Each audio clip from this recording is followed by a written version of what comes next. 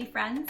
Welcome back for another story. My name is Miss Bee and I am the creator of this YouTube channel and also the founder of www.missbeetutorme.com. So I'm so very glad that you're here today. Before we get started, I need you to lean in very close and I need you to remember this one very super duper incredibly important thing. And that thing is, you, my friend, sitting right there. Yeah, you. Hi. Talking to you. You are absolutely perfect, just the way you are. So please, please remember this. Don't ever try to be anybody else but you. You're magical, beautiful, creative, fabulously smart, amazing self. Got it? Okay, good. Okay, so before we get started, first of all, check this out. Wouldn't this be very, very distracting if I read a story with these? How fun are they though? Oh, they have them in green too. Okay, now I have to figure out how to turn it off. There we go. So today's story is all about this, Christmas tree. And how a Christmas tree can start gigantic and it can get smaller and smaller and smaller depending on the family, size of the family. So today's story, I think you're going to absolutely love. It's called Mr. Willowby's Christmas Tree. And this is written by Robert Barry. And this is now a brand new, oh hi Midnight, that's my kitty cat, favorite in our household. One of my friends, Miss Caro, recommended this story for me to read on my channel and I'm so excited and I think you're going to love it. Okay, let's get started. Mr. Willowby's Christmas Tree. Mr. Willowby's Christmas tree came by special delivery.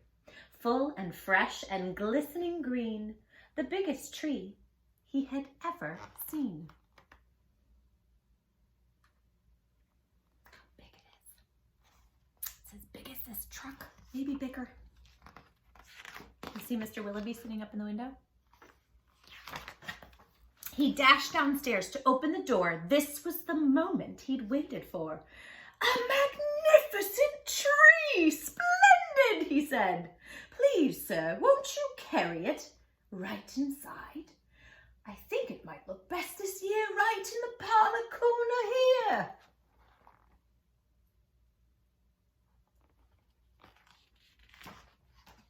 But once the tree stood in its place, Mr. Willowby made a terrible face. The tree touched the ceiling, then bent like a bow. Oh, good heavens, he gasped. Something must go.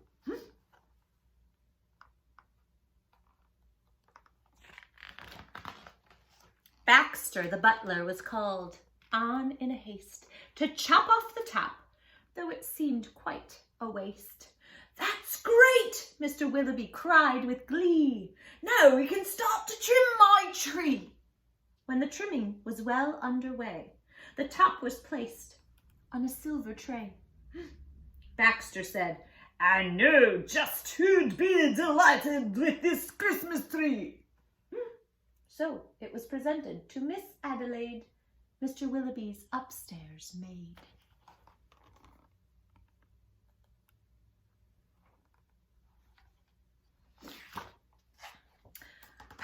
Won't this tree be a pretty sight when I have trimmed it later tonight? But the top, oh dear, I'm so afraid, will have to be cut, said Miss Adelaide. And so with scissors sharp and long, she snipped off the top while she hummed a song. The top was set out the very next day in the back of the house to be thrown away.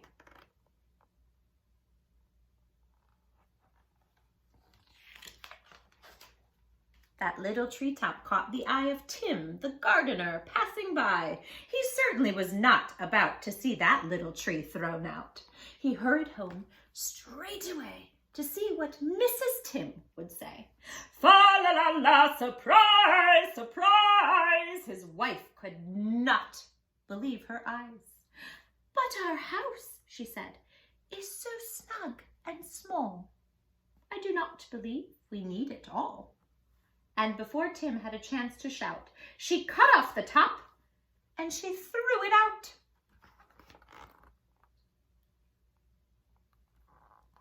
See a tiny little top getting thrown out. Someone will find it. Barnaby Bear was padding by. It almost hit him in the eye. "Now who would throw a tree away so very close to Christmas Day? I'll take it home, that's what I'll do.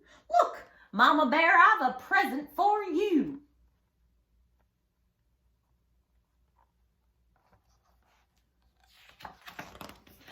"Isn't it a pretty tree?" yawned Barnaby, quite drowsily. But Little Bear, standing off far, cried out, "That tree won't hold a star." Barnaby said, "Let's cut a hunk off the top, here at the trunk." But Mama Bear just shook her head and sliced the treetop off instead. Smaller and smaller and smaller. "Jolly by golly," Barnaby said with a kick. "Mama, this surely is just the trick. Let's trim it with bells and honey rings and berries and tinsel and popcorn on strings." Mama said, "Trim it just as you like. I've got to tidy up for the night. This top we won't need any more. I'll just put it outside the door."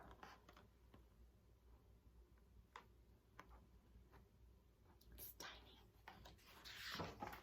Later on that frosty night, Frisky Fox came into sight.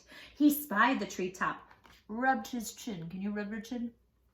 Opened his sack and stuffed the top in.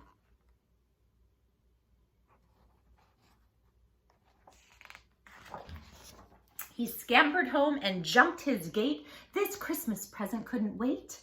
"It's even better than mincemeat pie," said Mrs. Fox with a happy sigh. Then the foxes saw that their Christmas prize was just a wee bit oversized.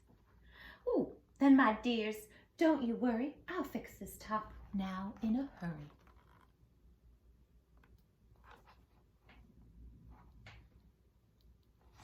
See how it's scrunched at the tippity top? Just like Mr. Willowby's tree was. Remember when it pressed up against the ceiling? Benjamin Rabbit found it then, just outside the fox's den. "It seems," he thought, "most certainly Santa left that for my family." "Look," he cried, "see that tree I found? With that he called his family round." Then there was a merrymaking, rollicking, frolicking, and carrot-shaking celebration around the tree. All were as happy as rabbits can be.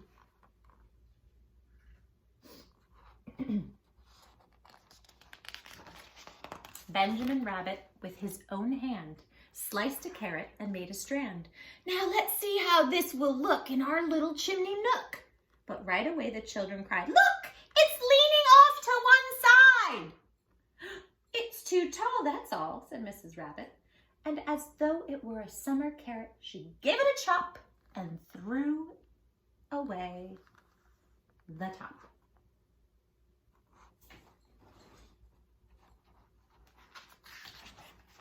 Then Mistletoe Mouse just happened to see that tiny tip of a Christmas tree.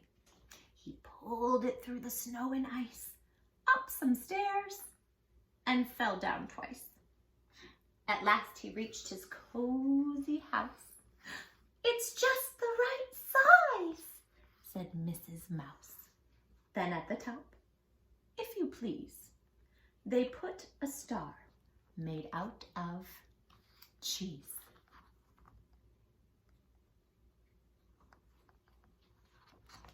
So sweet. Oh, wasn't it grand to have a tree exactly like Mr. Willowby?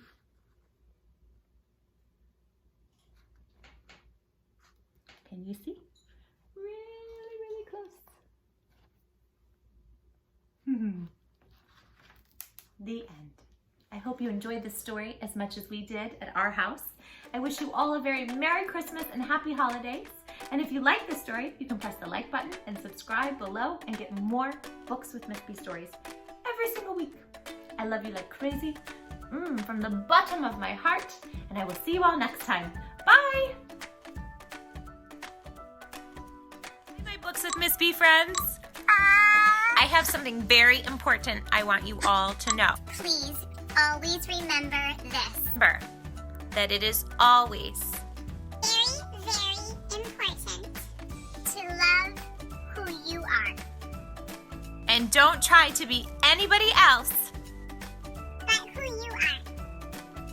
Because, in case you didn't know, I'm going to tell you. are without a doubt in my mind